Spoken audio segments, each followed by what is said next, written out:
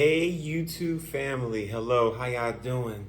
This is Kofi Baraka, and right now I'm your ebony host within this installment of Kofi Baraka's World.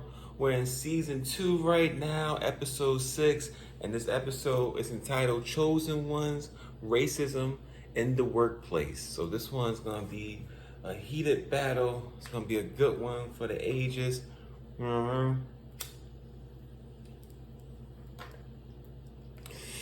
And we're gonna really get into it today, okay? So, as always, we're gonna do a quick prayer. God, thank you for this time. Thank you for just being in 5D. Thank you for this video. Thank you for the YouTube family. Thank you for the chosen ones. And just thank you for just being there for us and being so intricate in our life. You know what I mean?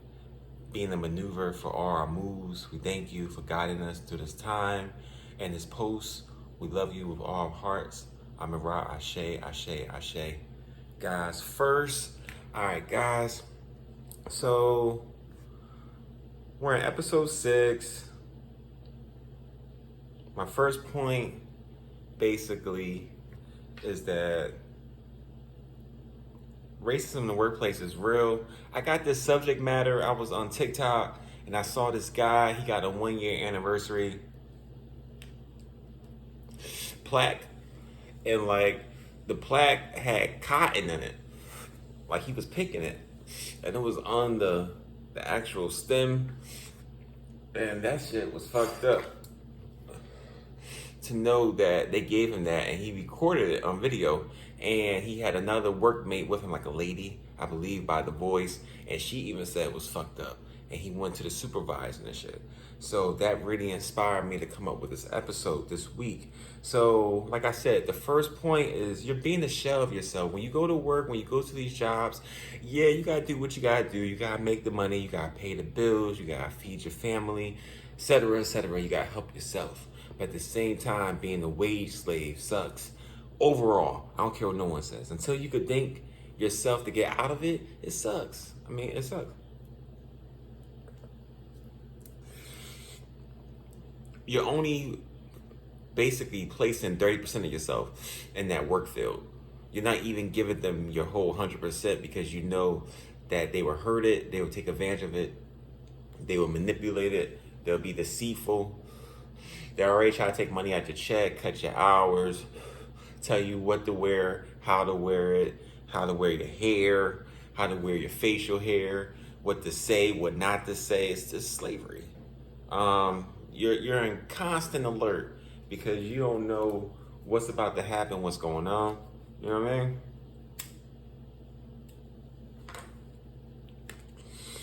Then you got the racist remarks.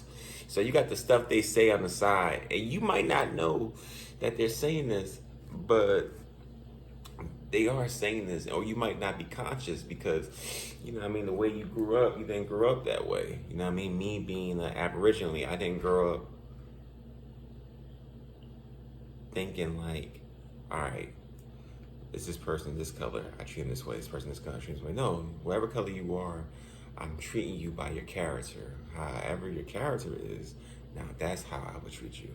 So even terminology like slick, buddy, pal, you know, that gotta be replaced with sir and whatever Mr. or Mrs. of your last name. I'm not your pal, I'm not your buddy, I'm not your associate, I'm not slick, I'm not Slick Rick the Ruler, I'm not Dougie Fresh, I'm not the Get Fresh crew, I'm not none of them niggas. You know what I mean? Professionally, I got my name. Y'all know me as Kofi Baraka, as Baba Baraka or Mr. Baraka. I'm not doing no buddy, no pal, none of that stuff. Also, sweetie, if I heard women being called sweetie in the work field, you know what I mean? And guys too. And it's kind of like a unisex, you know, terminology. No sweetie, no girl, you know what I mean? No, it's Mrs. Jones, Queen Muma, whatever you want to be called, but don't call me girl, Don't call me no goddamn sweetie. Don't name me after a celebrity. Don't call me Lizzo. You know what I mean? Or don't call me no goddamn Idris Elba. Or don't call me I don't know, shit. Don't call me no LeBron. You know what I mean? They're like, don't do that shit, yo.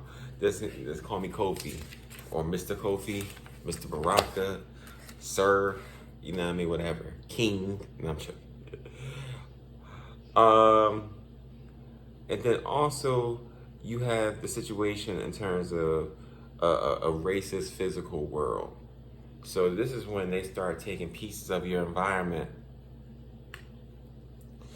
and your physical world and the parables in your world and even variables of your world and start to construct white supremacy on top of it. And the same as being called boy and a girl, this is the new age racism. So I give you a perfect example. If you're grown like I am, and if you're at a job of peers, and if these niggas say, hey, nice shoes, I'm not a child. Don't look at my shoes. Worry about what's in here. Don't worry about what's on my feet. Worry about what's in my head. That's real talk. Don't worry about what's on my feet or what's on my Trelangis. You know what I mean? Worry about what's in my Cambeza. All right. Also, like working at places. I worked at a place one time not too long ago. And the person was like, oh, nice dreads. This is not dreaded. This is locks. All right? It was nothing dreaded about it. It wasn't dreaded during the brilliant British colonization, during the 19th century and early 20th century. It wasn't dreaded when our brothers and our sisters had to run up the mountains because these niggas are chasing them with fires, and they had to break bottles and take the pieces of the bottles and cut their hair off to survive, because if they had hair, they were mauled by dogs, and if they were lucky, they were jailed and then kind of put into that modern day slavery or jail for life. Come on, man. Or put in jail for so long, by the time you came out, you was an old person. Everything changed. The village is not even a village no more. It's a town. So, also, where do you live?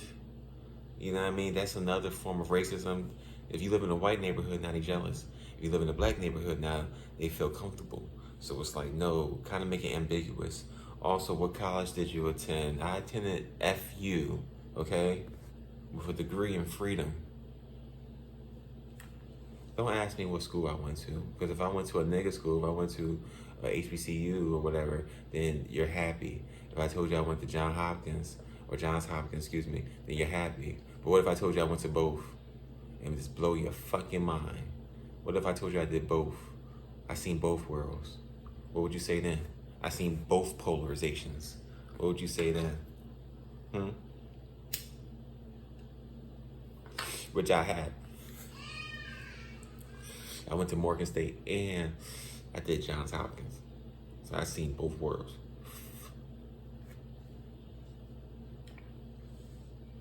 So here's my solution.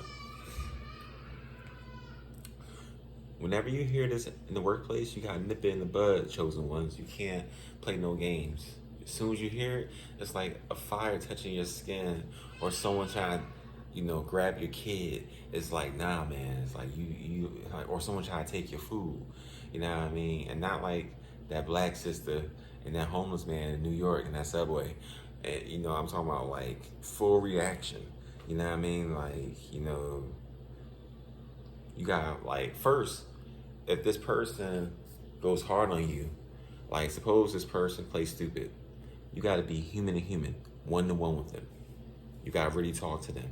And if they can't get to the basis of being a human, which is the pure part of you, then that's when you get in that ass, if that fails, and you give them hell until either you leave that job or they leave that job. But as humans, we need, even when niggas are acting crazy or doing white supremacy, you need at least 2 minutes to really talk to this person. Put their veil down, I put my veil down. Let's get one-on-one, all right? And if you still act crazy afterwards, I can't help that. I can't help that. You know, that's like an actor fucking up and another actor's in character, and then the director says cut. Then the actor that's in character stays in character and tells the other character, other person, you're fucking up. And it's like, no, that other person's gonna, if he's doing this voice, hey, how you doing? And it's like, cut. Then he does this, yo, George, yo, you fucking up, dude. You know, you messed up in this part, you messed up in this part, you messed up in this part, you know, you're rushing, you know what I mean? The camera angles this way, you know what I mean? You're on the blind side, it's like the tape is on the floor, you went past the tape, etc., etc. Then he's gonna go back into character, and the other person's gonna go back into character, and etc., etc. And it's the same thing. But if that person goes back in character and still fucks up, then that means whatever you said didn't matter. And then that means you gotta play it a whole different angle in terms of your acting. And that's the same ergo, i.e. in the workplace. So that means you might have to go the full distance acting on that stage in the same assembly as you gotta go full renegade in terms of in the workplace. You gotta act like an ass. If you gotta, you know, do whatever. If they fighting it every day, if they gang stalking, then shit, you gotta fight these motherfuckers. It's not the first time we fought a group of people. It won't be the last time. And that's if it fails. It might be positive. Shit, you might get a friend. And that's what I'm hoping for. It's not a friend. Mutual respect. That's it. I work, you work. Set. All right. As always, you can like the videos. You can subscribe to the channel. You can click the bell for notifications and new videos. Of course, you can give a comment. You can share the content. And of course, you know, see the notifications. As always, Ashe, Ashe, Ashe. I love you, YouTube family. I love you, chosen ones. This is the end of episode 6, season 2 of Kofi World. Of course, I'm Kofi Baraka. It's been a beautiful time. And of course, we're number one. Our God is number one. And the journey's not done. Man, peace and pride, chosen ones. Have a good, productive week. Thank you for tuning in and watching. As you could tell, a couple of nights ago, we had a nice full moon. So we're at a crazy part of the Atlas right now. And a lot of high spirituality going on right now. A lot of big time blessings.